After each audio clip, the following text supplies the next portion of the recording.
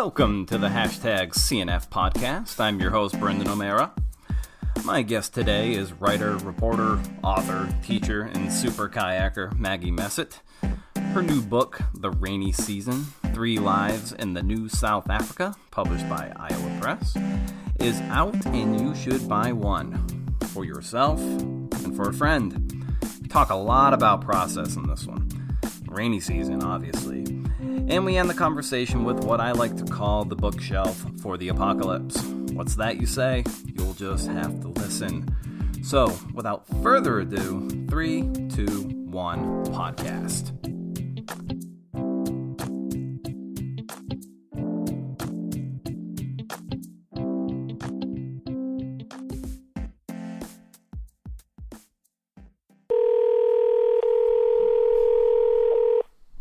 Brendan. Hey, how's it going, Maggie? Good. How are you? Good. I don't know if you listened to the voicemail I just left, but my microphone had a hiccup, but now it appears to be working. Everything's recording. So life has been really crazy for you the last year and a half, 2 years. I mean, you've been at the PhD program. You've been putting the final touches on the rainy season that comes out in a couple days officially, and working on another book, and now you're doing the whole book tour, virtual book tour stuff. So, what's this been like the last couple of years? It's been both a roller coaster and an absolute gift. I think that coming back from South Africa was a huge transition for me, and so the PhD has really allowed me, or given me a reason to sit still for a while, and it allowed me to kind of pick up the rainy season again and put those finishing touches on, and also read it with some distance, which was really great. But it has been a whirlwind. The PhD is an enormous amount of work, and trying to sort of maintain a relatively steady flow of publications. It's been really life-changing for me, but it's given me a time to sort of reflect on my writing and figure out, this next book, which is a really complicated book for me and very different from the rainy season. And it's given me time to really do some close reading that I think so many of us feel like our lives are so busy that we can't actually sit down and read as much as I've read in the last 3 years. So I know that has changed my writing a great deal. The last 3 years have been an absolute whirlwind for me. A really great one, but I sort of still wake up every day really missing South Africa. So there's always that.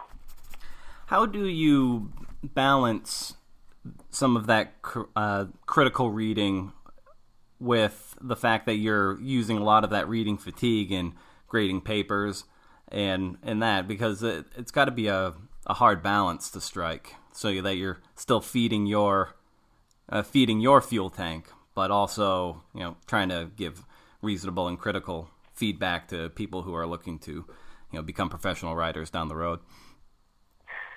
Yeah, well, I would say for the last 3 years I have felt like I've had 3 full-time jobs all running at the same time.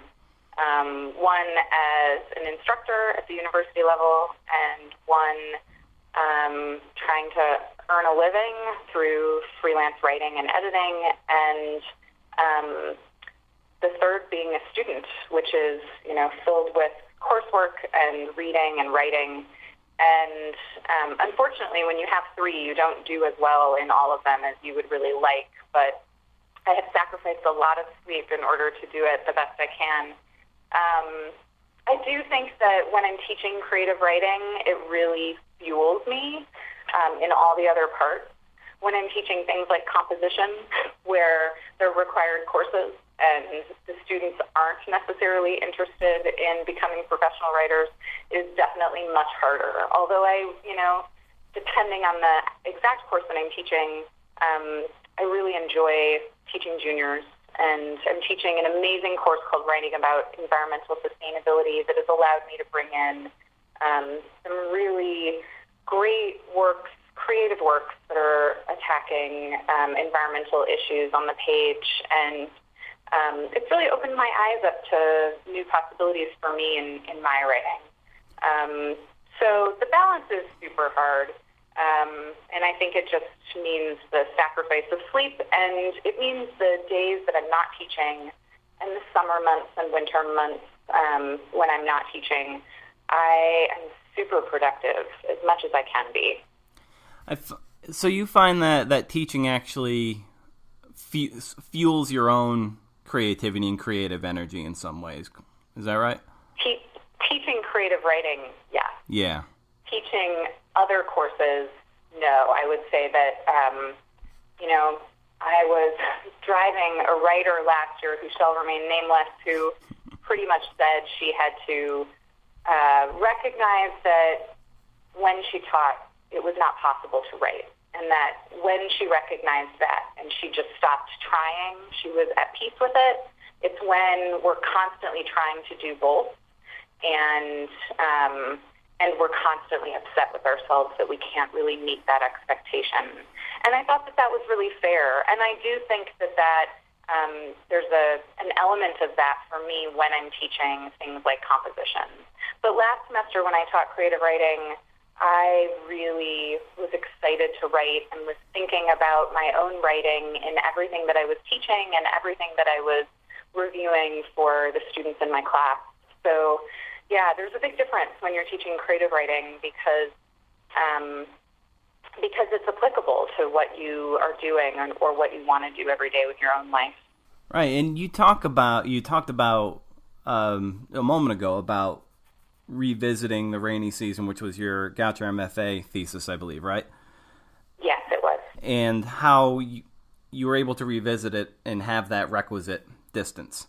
Like, how important was that distance, and how hard is it to sometimes be patient enough to allow the distance when you're scurrying, you're writing these things, and you want to get them published because it's just kind of it's in your bones and in your DNA. But yet, kind of getting back to the regular question, which was, how important is that distance, and how hard is it to be patient enough to allow for that distance? The patience is super important, but it doesn't mean it comes easily. I really stressed out about this book for quite some time, particularly because a lot of the feedback asked me to put myself inside the book. But the book was never about me. There was no personal journey or narrative arc that really fit inside the stories that are inside the rainy season. That's an entirely different book, is really what people were looking for when they asked to put me inside of it. And I think that reaction is a common one because people think, well, this is a book that is set outside of the United States, and in order for U.S. readers to possibly want to go there, they're going to need me to take them there. And I think I do take them there. I just think I don't take them there by me standing on the page, right? Right. So it was the long journey was partly because I insisted on not doing that. And I'm happy that I stuck to my guns on that. I think the distance allowed me to edit in a different way than I could have edited a few years ago. This book is very much Maggie, 20-something, as a writer. And I needed to make sure that when I was editing that I allowed that to be the case, that I didn't completely edit my 20-something self and rewrite it to, 36-year-old Maggie. And so I had to really honor the writing at the time, but the distance allowed me to weave in some newer information that I know about the area that I didn't know at the time. And most importantly, it allowed me to write the afterword. And I think that, or the epilogue, I think that in a book like this, it's really important when you're following true stories to sort of tie up some loose ends that aren't naturally tied in real life within, a year's time or even 6 years' time. So I was able last summer to spend some time talking to people there to be able to tie up some loose ends for readers. And I think it was important for me, and I think it improves the book. It's funny that you said that some of the people who gave you notes felt like you needed to be in there to make it more relatable to an American audience. But I honestly felt that it was a very American-themed story. And so it felt very, like I didn't need an American in the forefront, per se, because so much of what your main characters are dealing with are modern American dreamy problems of just trying to get a toehold in this world and make something of yourself. Yeah, I absolutely agree. I think that there are so many common themes in this book that are really universal.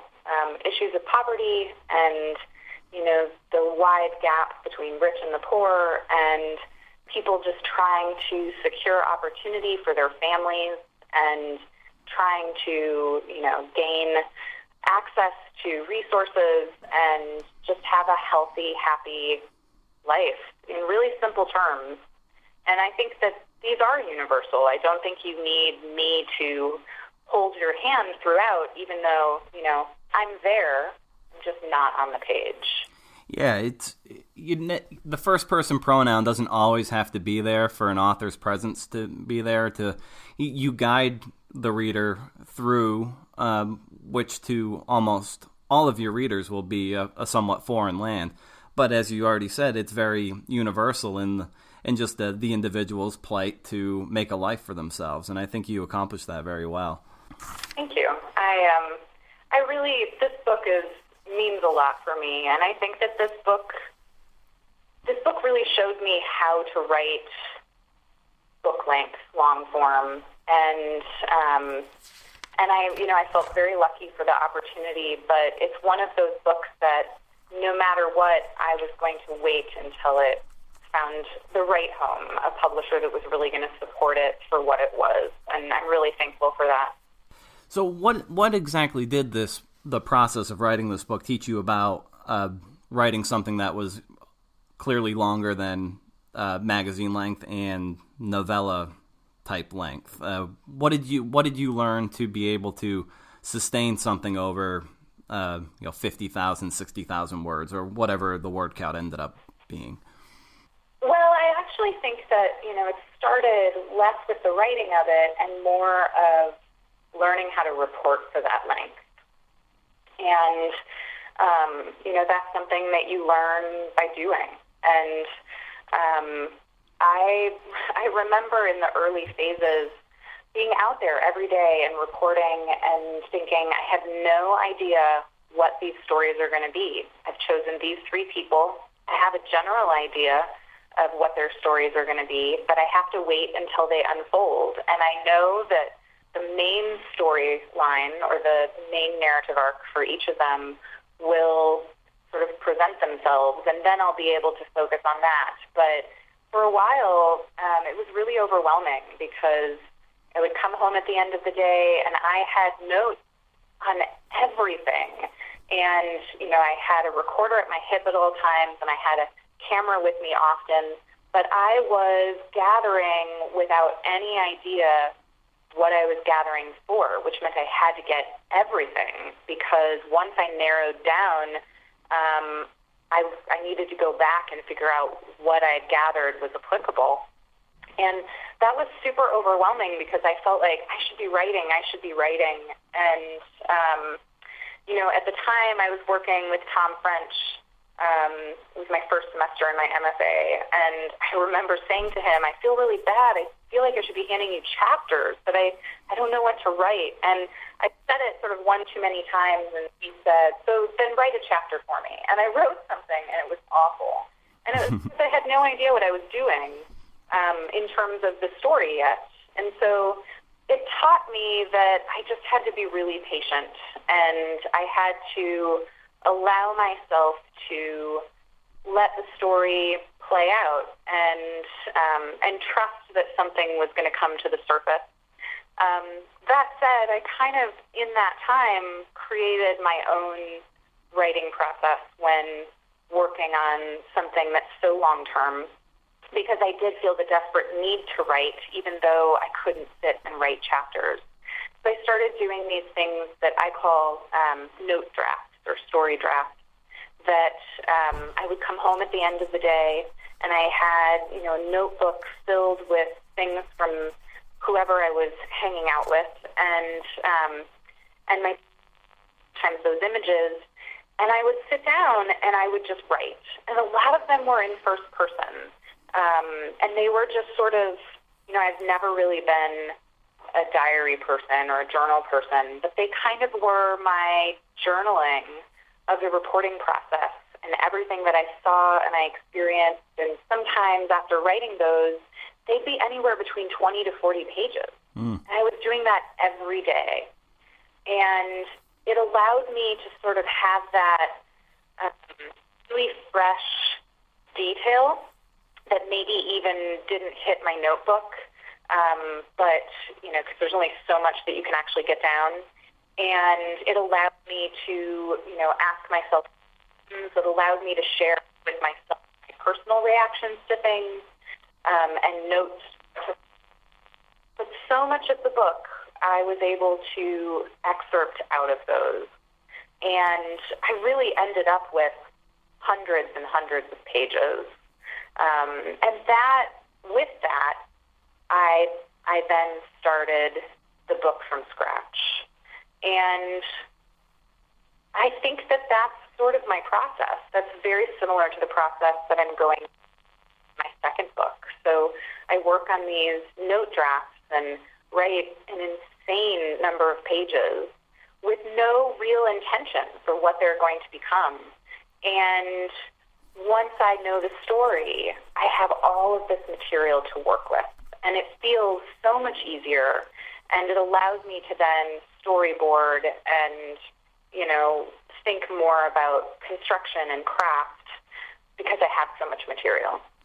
It seems like that's your way of thinking through and meditating over the material. A lot of people will sometimes they'll take their notes, or they'll wake up and they'll go for a long walk or something. And in some ways, your long walk is these note drafts and story drafts. It allows you to get into feel a greater sense of connection to all the reporting you're doing, so you can make better sense of it when you're actually ready to craft your piece, correct?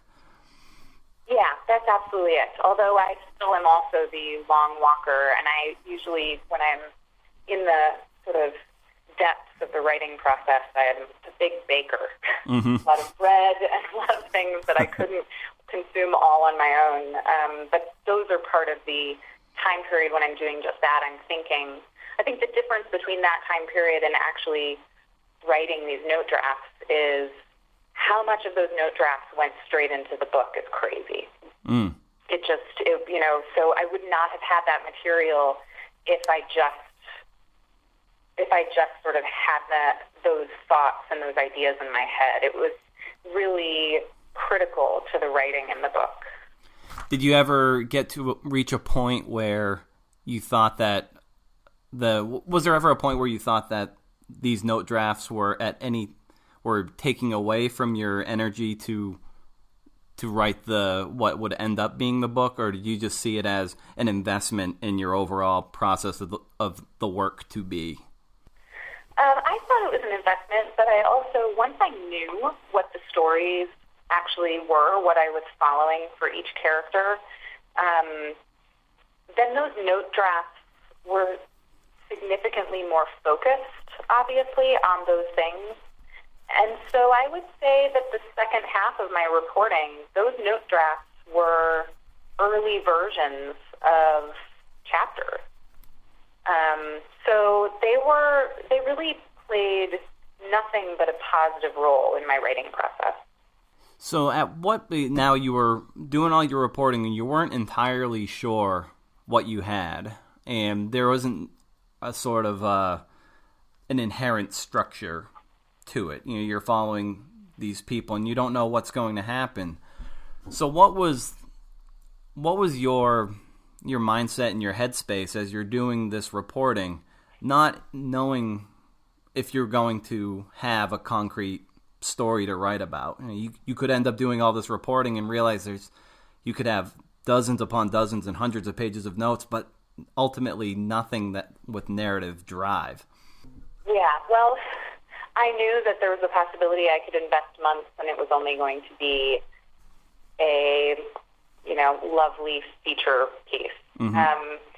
But ultimately, we all have tensions in our life and we all have obstacles. And so my job was to be on the lookout for the obstacles that I was most interested in, but that I felt were representative of the country at the time and the community at the time. And so, I had spent time with a number of people before deciding that these three were the ones I was going to follow. So I had a general idea. I had a reason behind my selection, but that didn't mean that anything interesting was going to happen. And so it was really just about allowing myself to hang out with them enough until I really found something that I felt like was a story that deserved to be on the page. And Toko is such a vibrant character that there were so many different points of tension or conflict that I could have focused on. And so, you often have these characters that, she could have really filled an entire book on her own. But she really serves well for the rest of the stories because Regina's conflict is often very quiet and very internal, but equally important. And so the two of them next to one another allow you to learn so much. And then, with the third, with Dante, I think that you get a really good balance of issues and issues that sometimes all of them are facing. But I couldn't have predicted what was going to happen. I think that once you see it, though, you know it. I knew right away that Toko was a shebeen queen, which is sort of a backdoor legal pub, and that she was a traditional healer, a sangoma. And I knew that she wanted to change from the shebeen to a legalized tavern. So I knew right away we had something to follow with that.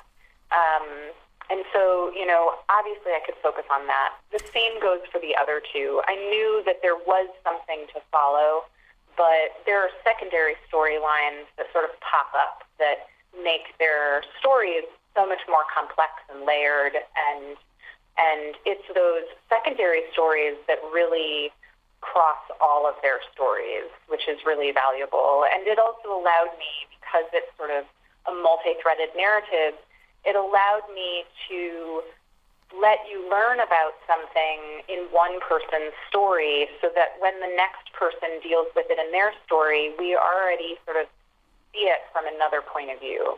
And what was the reasoning or your selection process, if you will, of choosing your three main characters for this? And maybe how many others had you considered before you finally settled on the three? Well, the first character that I chose was Regina, and that was partly because I had already written short profiles on the women at Mapusha. And initially, when I was going to write this book, I had considered just writing a book about the women of Mapusha, but they weren't representative enough, that group of the community. And so, they were a good representation of a sector of the community, but not the whole community. So I had already decided that I was going to include Regina, and which meant that I was spending a lot of time looking for two additional people.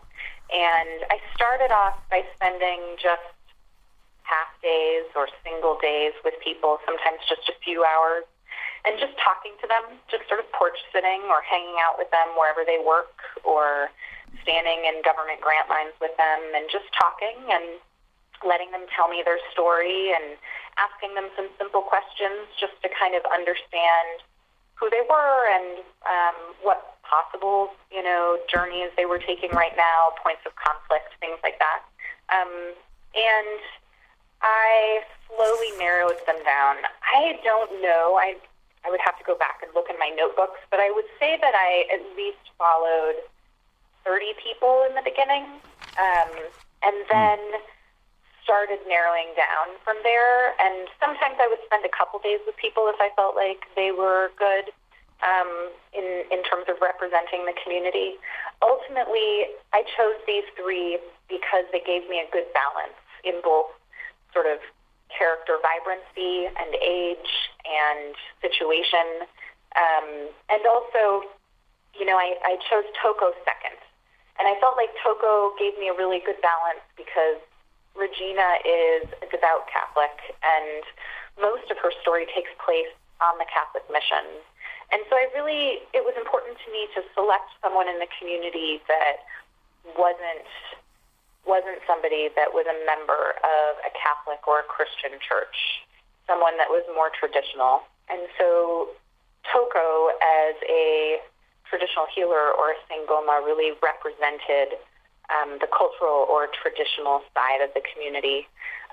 But she also represented this extremely entrepreneurial component of New South Africa. However, I followed a lot of men, really hoping that I would find a man that could sort of counterbalance the stories of Toko and Regina, particularly the male stories inside their story. And I ultimately chose Dunky because I felt like he was such a positive young man. He wasn't the best student in class, but he was really one of the hardest working. And he had real aspirations. He also had his own sort of personal conflict with men in the community and his feelings about men.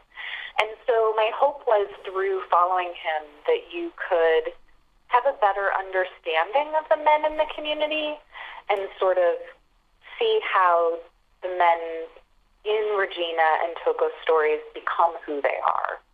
When you were writing your note drafts and story drafts, have you ever given thought to sharing those as kind of a writer, a reader's companion, almost like on your website or a blog?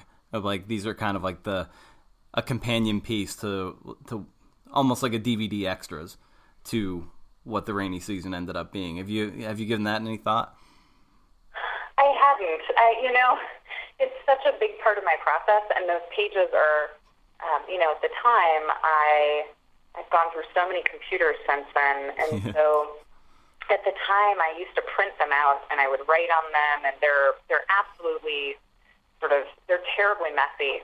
Coffee stains all over them, which of course, if I scan them all, would be really interesting. Oh yeah, you should take pictures of them. That stuff looks really cool. Yeah, I haven't thought about it. I think that it's such a personal part of my process. Mm-hmm. It's a place where I was also able to sort of work out my own personal conflict with some of the issues.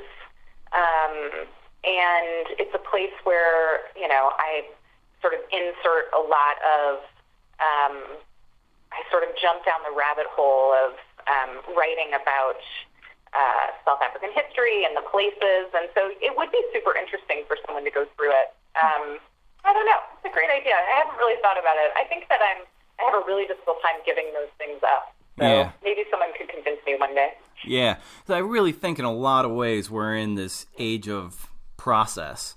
Austin Kleon's book "Show Your Work" is sort of the capstone or capstone of it, if you will. It really shows you the capacity of selling your work through showing the work that goes into it. So and the steps we take to create a piece of art, whatever that is. So I think Instagramming pictures of coffee stained manuscripts that you've printed out and scribbled all over is just, I think it allows people to see the work behind a piece of art, which a lot of people don't understand or just don't realize just the slog it is to put out a book or a painting or fill in the blank. So I think sometimes showing that is a great way of showing or humanizing the whole process, and people I know I feel a greater connection to the creator, and and I want to buy their work because I've seen the work they've put into it. Yeah, I agree with you on that. I'm sort of an obsessive when it comes to process. This book that I'm currently working on is, the entire book actually is about process. And I'm, unfortunately for me, it was really difficult for me to decide this, but I'm ultimately in the next book so that you can see the process. It's almost like sort of flipping things inside out and sort of showing you the themes of everything. And so, I feel really strongly that book in particular, it's really important to share so much of the process. And I'm constantly thinking about ways to share the process of putting it together, even though those things won't necessarily all be in the book.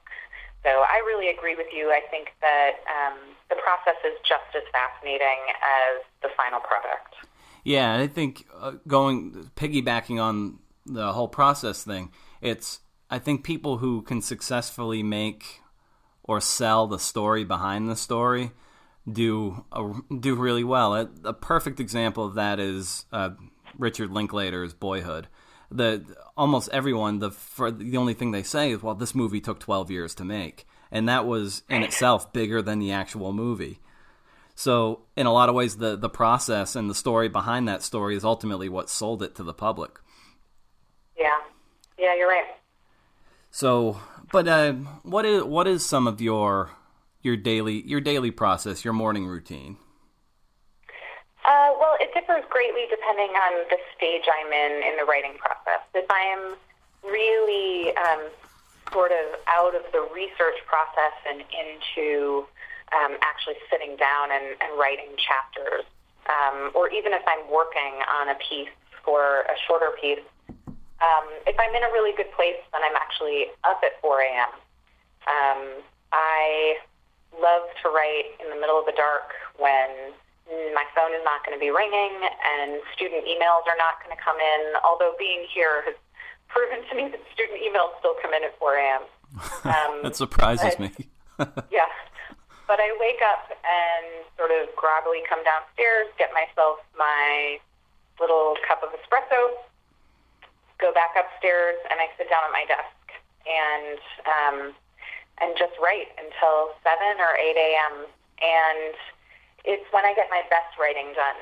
And it makes me feel like whatever I fill the rest of my day with is perfectly fine, especially when I'm teaching.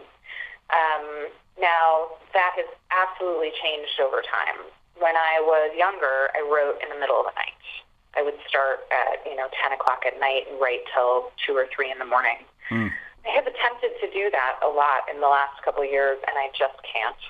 So I know that is showing my age, but I need sort of a quiet time and quiet space.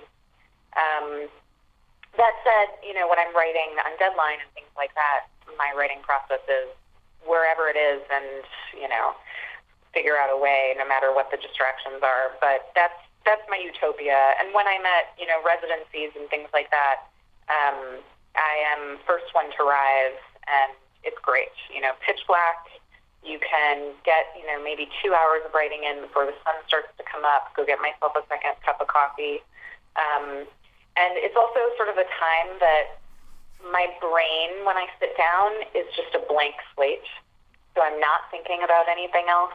I'm just waking up and starting whatever it is my task is that day. I'm very visual in my process. So in that time, whether I'm sitting at the computer and writing or I'm sitting in a notebook and writing, I consider that part of the writing time as much as I consider me standing in the middle of my writing room, working on the wall, storyboarding, or, sort of outlining an entire piece or whatnot. I really, that visual part for me is really important. And it's one of the reasons why I have to have a designated writing space so that I can sort of fill the walls with things. It's great that you almost nobody I know has as full a schedule as you do, yet you always, because you're a pro, you find the time to do your work, and whether that's at 4 in the morning, 5 in the morning, and you work until you have to change gears. One of my biggest pet peeves is where you see something in somebody's like Twitter profile or anything, and it says aspiring writer. I hate that term so much. It's like you either are or you aren't, and you find the time to do it or you don't. I hate it. Just grates at me. Does that ever get on your nerves that, people who they say they want to be a writer, but they just don't sit down and find 1 hour a day or a half hour a day or the bus ride or the train ride just to get down a couple hundred words or something, just to take the aspiring out of that whole phrase? Yeah, I think, writing is hard.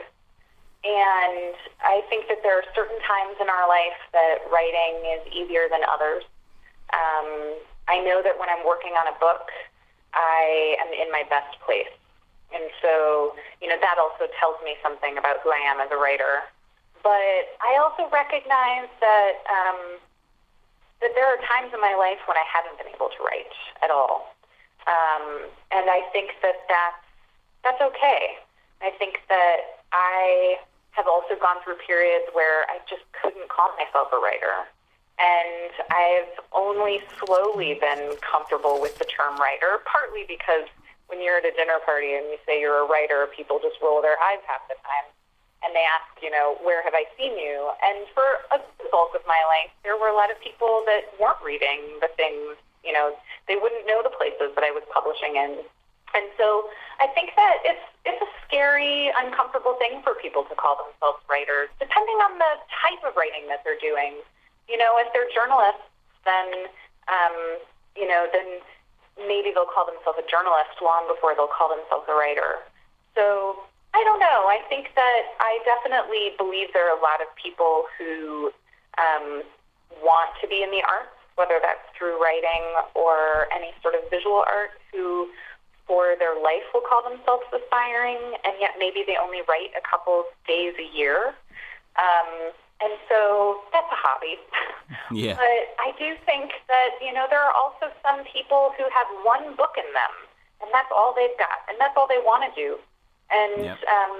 So, the real question is, does that make you a writer? I think it makes you a writer. It just means that you aren't a full-time writer.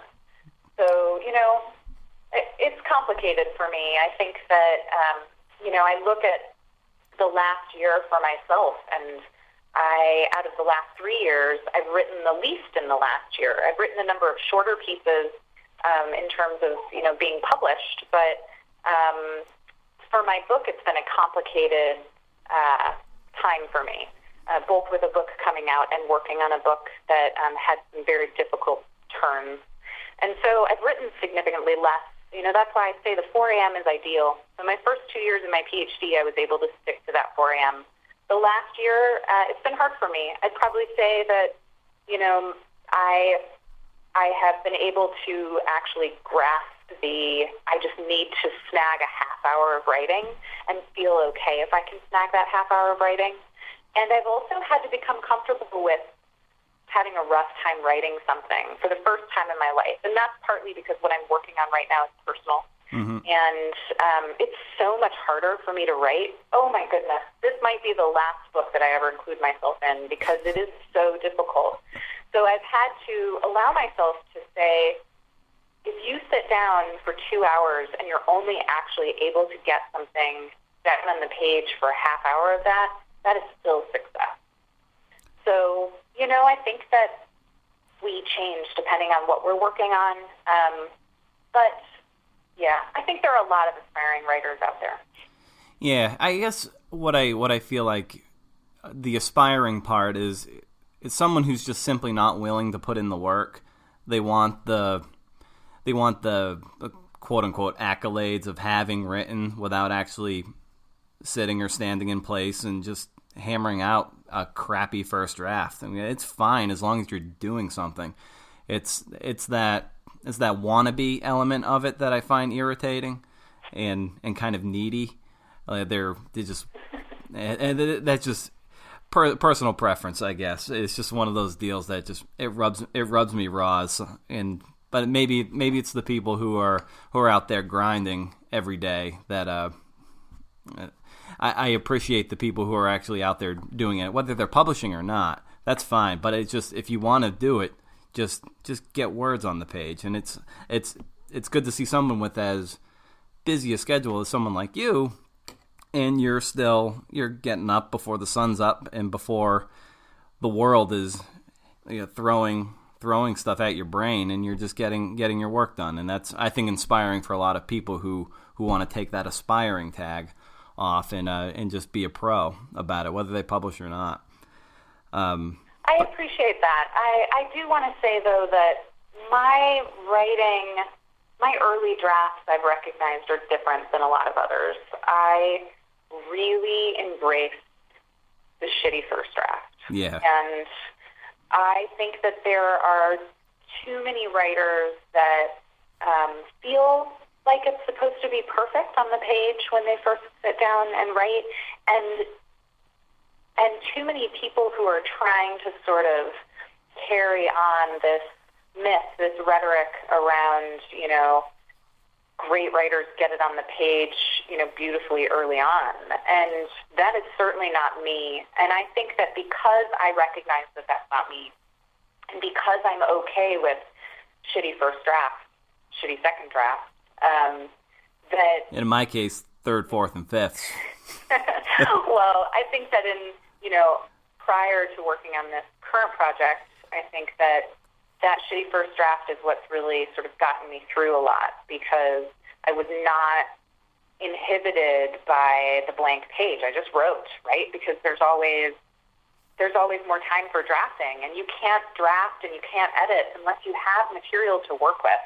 And so when I'm teaching, and it's always a good reminder for me, when I'm teaching creative writing, I am pushing and pushing and pushing my students to embrace the shitty first draft. And I do exercises with them, and I sometimes sort of make them clock in at a certain time, write something, and send me exactly what they wrote in that hour and a half. Because that is the bare bones shitty first draft. Just get it down, and then we have something to work with, something to talk about, something to storyboard and think about. And I think that too many people don't want to do that. Or, I have certainly been accused of bringing drafts to writing workshops in the PhD program that others, would consider too early. But that's the stage I really want to talk to people about things, because I can go home and make things beautiful. I can go home and redraft, but I really want to have conversations about story and about character that I need to have earlier in the process. And I'm at the point where I'm okay and comfortable with letting you see me at the sort of terrible stage that maybe 10 years ago I wouldn't have been as comfortable. Yeah, it does take a certain measure of confidence in your own ability to show the vulnerability of those shitty first drafts in second, third, and fourth.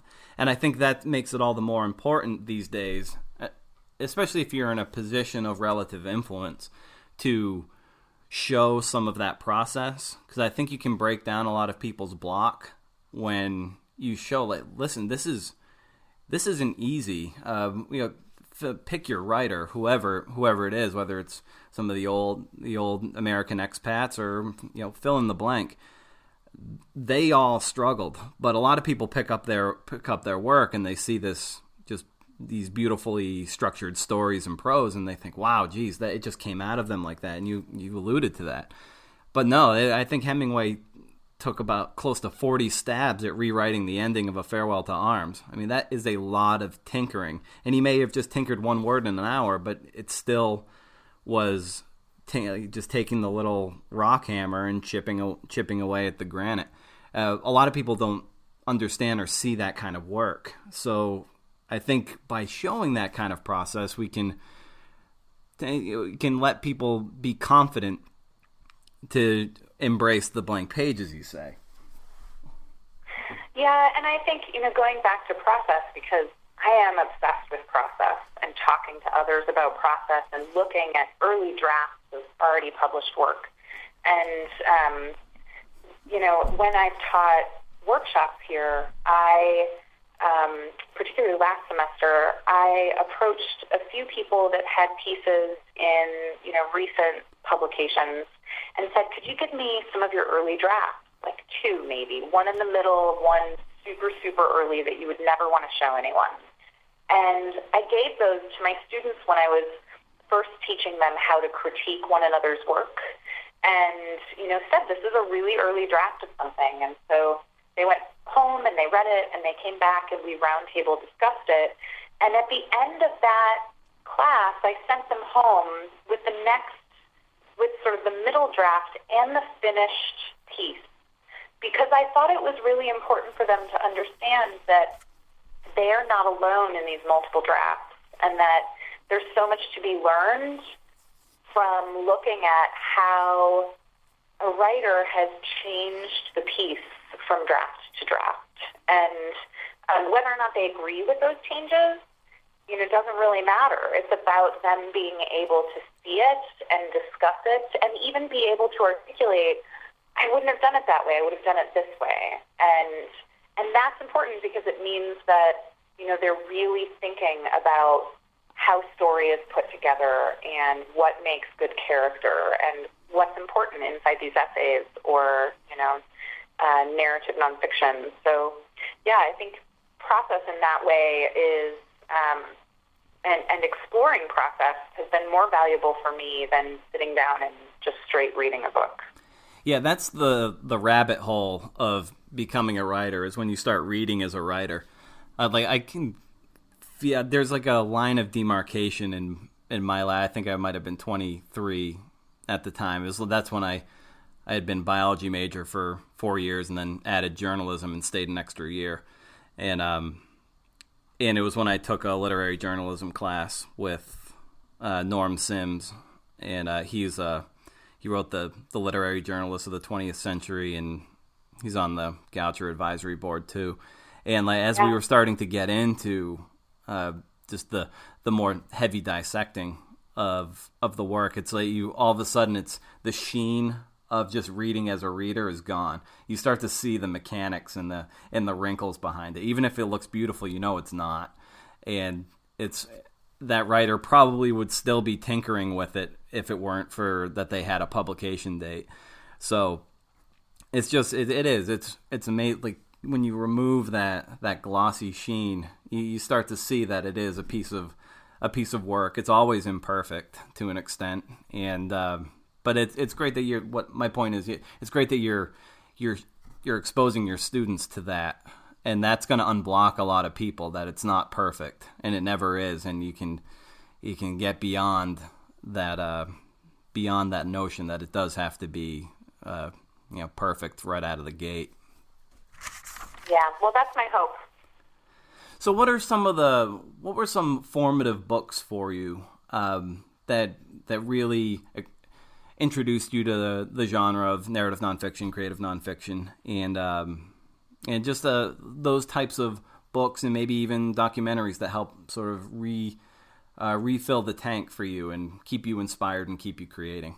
Yeah, well, I was a terrible reader growing up, and I'm not really sure why. I think there's a lot of reasons why, but I wasn't very interested in reading when I was maybe in junior high, and I read voraciously for a while before that, as my mother always reminds me, and then I went to high school, and I was really uninterested in my English classes, and I was uninterested in what we were reading, and but I was super interested in the poetry, and so I read an enormous amount of poetry in high school, and I started just looking for books that were less books, but I was looking for story that interested me, and that could have been in books, it could have been in documentary, it could have been in film.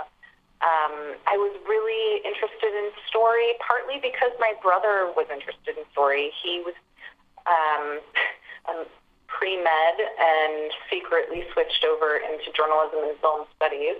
Mm-hmm. And my brother, growing up, was making movies every summer. And so if you walked in his room, you saw storyboarding. And, we spent the summer helping him film scenes. And so I sort of had this early idea of, hey, this is actually, putting stories together is really amazing. But I was never interested in fiction, and I was never interested in film the way he was. But I was always interested in true stories, almost at an obsessive level. At the time, I would walk into the Barnes & Noble near my parents' house, and there were great sections for autobiography in a way that there isn't today. I remember when they took them away, and then soon after that sort of replaced it with memoir sections. I think, unfortunately, as you know, nonfiction, literary nonfiction, or narrative nonfiction is just hidden throughout the bookstore. Yeah. But it was a time where I felt like I could just sit in this aisle of the bookstore and pile up the books I wanted to read. And it was less about wanting to read the books and more about wanting to learn about these people. And I remember the tiny section of the elementary school library that I went to. So I went to a Catholic school, kindergarten through 8th grade, and the library was tiny, up in the attic. And I remember there was a tiny section of biography, and I just read them all. So I was really interested in just true stories in general. It wasn't that I wanted to write biography, but it sent me down an exploration of how can I put true stories together? What avenue do I really want to go down to do this? And I explored documentary, but the books that were formative to me at the time weren't necessarily narrative nonfiction. The House on Mango Street was a really important book for me as a writer. And even though it's fiction, I looked at it and thought, well, how do I do this if I want to do it as nonfiction? That's House on Mango Street? Yes, The House on Mango Street by Sandra Cisneros. Okay. Which is really, I don't know if it's ever been categorized as young adults, because at the time we didn't really do that as much, but, it was just, for me, it was beautiful. It was about talking about people. It was about a neighborhood, and I loved it. And so I sat down, and I sort of modeling the masters, I created my own book that, basically were these vignettes of people in my life and in my home and my neighborhood and my community. And so I did a lot of that. I looked at people's work that I loved, and I tried to sort of model after it. And I would talk to my high school teachers about what I wanted to do, and the only way that I could articulate it was I want to write documentaries on paper. But I want to write it in a beautiful way. And my high school principal handed me a book. I want to say I was a junior. And he said, you need to read this, because this person down in Florida, this journalist, is doing exactly what you want to do. And that was actually South of Heaven, which was really? Tom French's, I think that was his first book. Yeah, I think it was. And he, he followed a number of high school students down in Florida for a year. And I read that book like a textbook. And I sort of would dissect it and try to figure out how would he have gotten this information? What sorts of questions would he have asked? What access would he have needed? And I tried to sort of turn it inside out. And that is what I started to do with books that I was obsessed with. And that sort of was one of many books. Jonathan Kozol was sort of my next obsession. I read everything, and Alex Kotlowitz. And, these were people telling true stories in a way that was very immersive. And Ted Conover and John McPhee, people that I still idolize, and some of whom have really, I've had great opportunities to meet or work with, and, which is really wonderful for me as a writer to be able to ask those questions that 16, 18, 21-year-old Maggie was asking.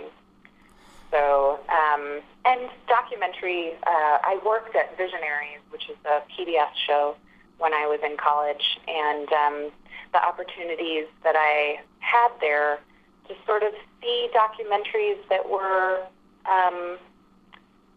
talking about social justice issues through the stories of nonprofits really helped me think about putting story together and think about the importance of talking about really big issues, but finding ways for everyday readers or everyday viewers to go inside an issue that they otherwise may not voluntarily select to jump into. Have you seen the documentary Jiro Dreams of Sushi? No. Have you heard of it? Yes, I have. It's on my Netflix must-watch. Oh, you gotta watch it. It just inspires the artist within. It's a book about art. It's a documentary about art, really, but it's through this 80-year-old guy who's just obsessed with sushi, dreams of sushi, and just the music behind it too is beautiful. Like you gotta, if you have 90 minutes at some point, definitely watch it. It's just I've probably watched it 3 or 4 times, and if I need a little jolt of inspiration, I watch the first 15 minutes of it and just kind of, all right, that gets the juices going and stuff. So I deeply recommend it. Well, the next time I can't sleep, that's what I will. So, oh yeah, well, it might even help you sleep too, because it's very relaxing, and it's subtitled too. So if reading puts you to sleep like it does to me, it might help you sleep. But this kind of I want to be respectful of your time, but I want to ask you one more question, which I kind of primed you for earlier. Was this bookshelf of the apocalypse? And if you're allowed to take 10 books with you in your survival pack, what would be those books that you would want to keep with you in the event of cataclysmic global demise? Well, I've decided this is a terrible question. Oh, you said you loved it. Yes, it's still a terrible question, though, because I cannot actually decide. Because, there are those books that I loved but don't necessarily reread. Mm-hmm.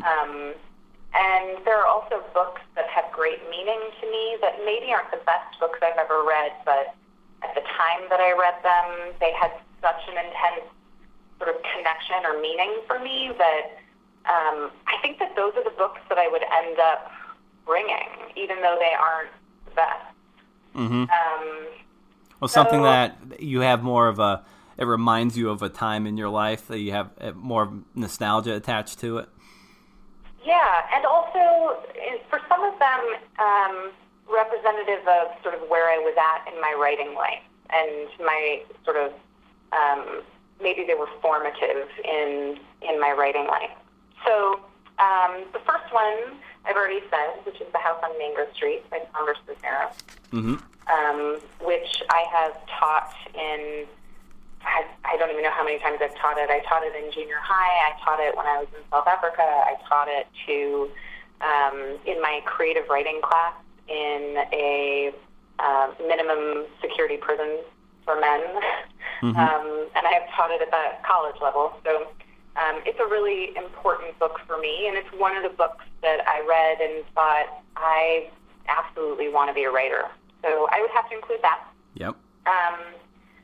And Fadiman's The Spirit Catches You and You Fall Down has also been sort of super formative for me as a thinker and as a writer. This one's kind of cheating because it's 3 books in one, but 3 by Annie Dillard, which has Pilgrim at Tinker Creek and An American Childhood and The Writing Life. Mm-hmm. Ulysses, Notes from No Man's Land, which is sort of an obsession for me in the last year. I just absolutely love it. Rebecca Solnit's The Faraway Nearby kind of falls in that same category. Open City by Teju Cole, and which is actually, ironically, I think possibly the only novel on my list. And Ivan Vladislavic's Portrait with Keys, which is a collection of both nonfiction and fiction, although it's sort of categorized as all nonfiction. It's this really interesting hybrid. And I have two others that I think are kind of unexpected. Oh, in addition to that, Anything by John McPhee, Anything by Jonathan Kozol for me, the two of them. But when I really thought about it, I would need a dictionary, partly because I have always wanted to read the dictionary from start to finish and never have. And so with living a life of no regrets, I would want to make sure I have the dictionary there with me. And the other is this book that I read in college. One of the programs I was in college is called Faith, Peace, and Justice, which wasn't a theology class at all or a program at all. It was really more out of the philosophy department, and it's a sort of a human rights, social justice program. And it was paired with my journalism program, but in the very first class that we had to take, it was sort of the only class that everybody in the program had to take. There was this reader, and I don't know how big it is or how many pages, but it's huge. It's one of the biggest books I have on my shelf. And it's called What is Justice? And it is, I still pick that book up. And, you know, out of all of these, I would need something that constantly causes me to question things and think about life. And it is, for me, the one book that everywhere I have lived, I have definitively continued to read and, you know, pick up for different reasons. So that is my one that would throw everyone off. Well, that's a great list, and I'll be sure to, when I go back through this, I'll include all those in the show notes with links to the book. So if people want to check them out at the library or buy them at their local bookseller or Amazon or whoever, they can check out and see what some of the books are that inspired you to pick up the pen. So, Great. But like I said, I want to be respectful of your time. You know, for anyone listening to this podcast, hopefully it's more than just you and I. They will pick up The Rainy Season, 3 Lives in the New South Africa, published by Iowa Press. Comes out this month. So, Maggie, thank you again for doing this and taking the time out of your morning. And this was a blast. I appreciate it. Thank you so much. You're welcome. Talk to you later. If you like this episode of #CNF, a conversation with readers and writers in the genre of creative nonfiction, I urge you to subscribe to it. Also visit my website, brendanomeara.com, and sign up for the weekly email newsletter. It just goes out once a week. If I have a blog post or an episode of said podcast, that will go out just once a week. So it usually hits on Tuesdays if I post anything at all. If I don't post, you don't get anything. So no traffic in your inbox. Also, there's probably going to be some exciting stuff down the pipe with whatever I'm writing or whatever friends are writing. So in any case, I would deeply appreciate it if you would subscribe to the podcast and maybe throw your email my way. That way we can stay in touch and you can be the first to know when new content is up for your devouring. Thanks again, and we will talk to you later.